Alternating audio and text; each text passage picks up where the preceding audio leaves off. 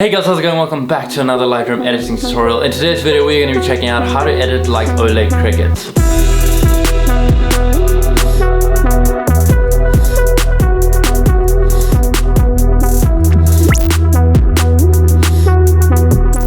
So just before we get into this video, I just wanted to reiterate that the series is not about just showing you guys how to copy another artist directly, but rather showing you how to achieve certain styles and editing techniques. If you do like the editing style of OLEG Cricket, please go support him and buy his presets. The link will be in the description as well. So check him out on Instagram, buy his presets, support the artist if you do want to edit like them. But without further ado, I'm not going to waste your time. Let's get into this editing tutorial. Alright, so as mentioned, we are going to be taking a look at Mr. OLEG Cricket, 920k on Instagram.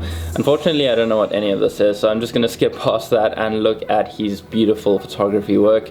As we can see, he really likes to encapsulate the brown tones in his images, really desaturating blues as well, it seems like. And he seems to get quite an old nostalgic travel feel, really encapsulating that film look into his photos. So we are going to try and replicate that on Lightroom today. So I'm going to jump over. I've chosen this image as a reference, and then this one that my girlfriend took of me in New York about a year ago, and I think they're pretty similar, so we can work with this. So to start off, I'm going to start with the basic settings. First things first, I'm going to bring down the highlights. We can see that his highlights are all faded quite a lot, so I'm going to bring the highlights down to -100, and then I'm going to bring the shadows up as well to around 35-ish, somewhere over there.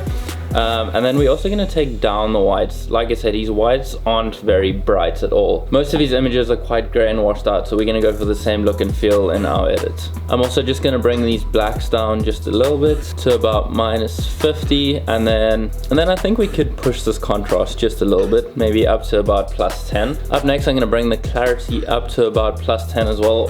All of these images seem to have quite a lot of clarity to them. I'm then going to bring down the vibrance and also bring down the saturation, because as I already mentioned, it seems that most of these images are quite desaturated. So that is the first steps for the basic settings. Up next, I'm going to go onto the tone curve, and this is just going to be a really simple one. Again, I'm going to start by fading these highlights, so just bringing the top end of this tone curve down just a bit. If you don't see this point editor, just make sure that you click the bottom right button over here. You might be seeing this, but if you click that, you'll be able to edit the point exactly.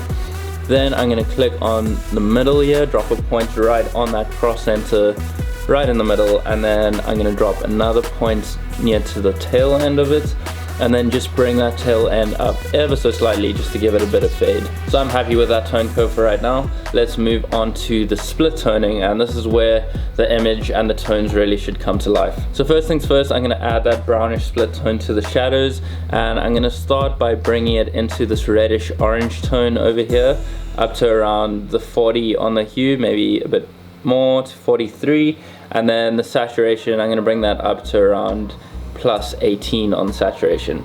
Then for the highlights, it seems that he has a little bit of a greenish tint, so I'm going to bring it to around the hue of 60, 65, somewhere over there. And then for the saturation, I'm going to bring that up to about +13. That's looking good to me. Now for changing the colors, I'm going to start with the reds, and we really don't need to do too much to this. The red kind of just affects the skin tone for right now, but there isn't even that much red in the skin tone anyway. I'm going to leave the orange where it is. For the yellows, I'm going to leave that where it is, maybe just bring down the saturation of that a little bit, even just bring up the hues into the orangey side. For the greens, it doesn't seem like he has many greens in these images. I mean, there isn't that much in this image either, so I'm just going to leave the greens all the way desaturated.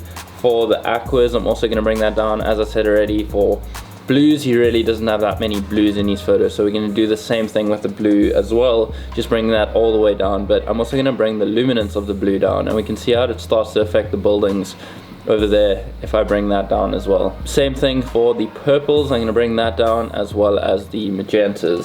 One thing I do want to do just before we move on is go back to the tone curve, and I'm going to come over to the green tone curve, and all I'm going to do is just bring up this middle section just a little bit, just to add a bit of green tint to the highlight. So I'm going to bring that up very slightly, and then I'm also just going to take that saturation of the highlight split toning down just a bit. So when you're working with the tone curves, you really have to be quite intricate with it, because they do make very big adjustments if you go too far.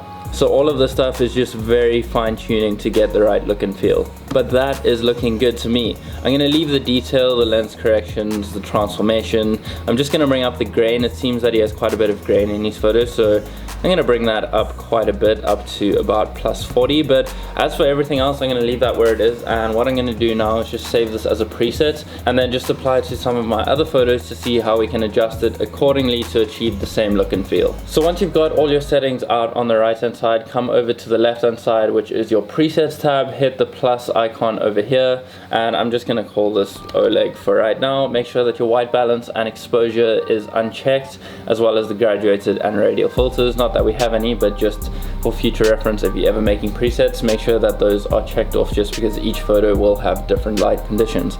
So we're gonna save that in our user presets folder. I'm gonna hit create, and that should save it right at the bottom over here.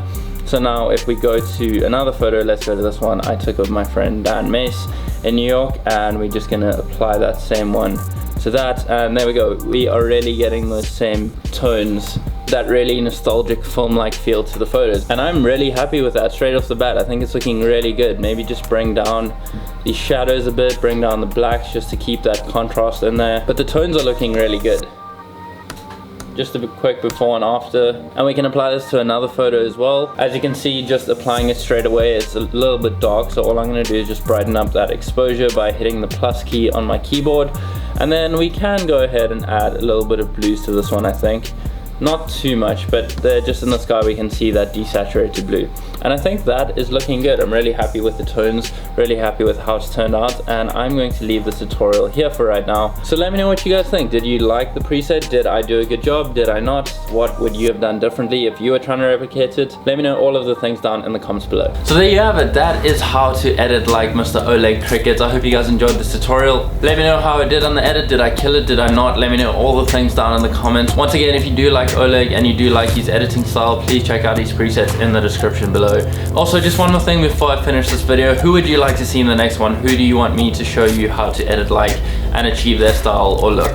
Let me know down in the comments, but I'm gonna leave this here. Thank you guys so much for watching. If you did like the video, please leave a like. If you're new to the channel, please hit that subscribe button, and in the meantime, remember to stay weird, don't die, and make it out. I'll see you guys in the next one.